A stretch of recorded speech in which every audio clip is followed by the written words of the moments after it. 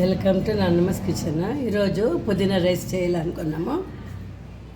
పుదీనా రైస్కి కావాల్సినది పుదీనా అంతా కడిగి క్లీన్ చేసి పెట్టుకోవాలా, కొత్తిమీర అంతా క్లీన్ చేసుకోవాలా, పచ్చిమిరపకాయలు కడిగేసి పెట్టుకున్నాము, అల్లము, ఉప్పు, నిమ్మకాయ, ఎల్లిపాయలు, తిరుగువాతికి శనగిత్తనాలు, లవంగాలు, చెక్క, యాలకులు, పై మీద ఇప్పుడు ఆయిల్ పెట్టాలా. ఇదంతా మిక్సీకి వేసుకోవాలి. పుదీనా అన్ని, మిరపకాయలు, ఉప్పు, అల్లము అన్నీ మిక్సీకి వేసి గ్రైండ్ చేసేసేది. ఇప్పుడు ఆయిల్ వేడెక్కింది, కొద్దిగా నెయ్యి వేయాల.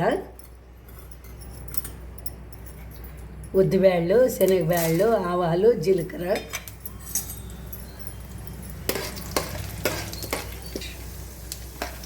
యాలక్కి, చెక్క, లవంగ అవి కూడా అట్లే వేసేసారు. కరివేపాకు, విత్తనాలు, శనగిత్తనాలు అన్నీ పక్కకు తీసినాము, లేకుంటే పుదీనా అది జ్యూస్ వేసినాడు మెత్తగా అయిపోతాయి. ఇదంతా ముగ్గురించి మిక్సీకి వేసుకుంటాం కదా, ఇంత కొంచెం బాగా ముగ్గుతూ ఉంది.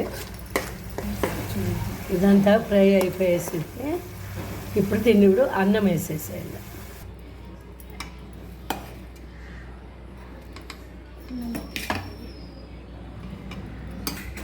అన్నం అంతా వేసేసినాం. ఇప్పుడు అన్నం చేసి పక్కన పెట్టుకొని ఉంటాం కదా, చల్లారుతుంది. అంత లోపల ఇది మగ్గనిచ్చే లోపల ఇప్పుడు అన్నం అంతా వేసేసినాము. ఒక 5 నిమిషాలు ఇచ్చి కలిపేసేసాం. అంతా ఇట్లా కలిపేస్తూ ఉండాలి, నీట్గా అంతా కలిసిపోయిస్తుంది.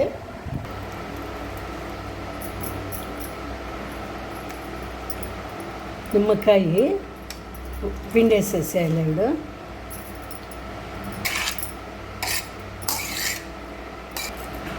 విత్తనాలన్నీ పక్కన పెట్టుకొని ఉంటాం కదా, అవన్నీ వేసి కలిపేసేసాం.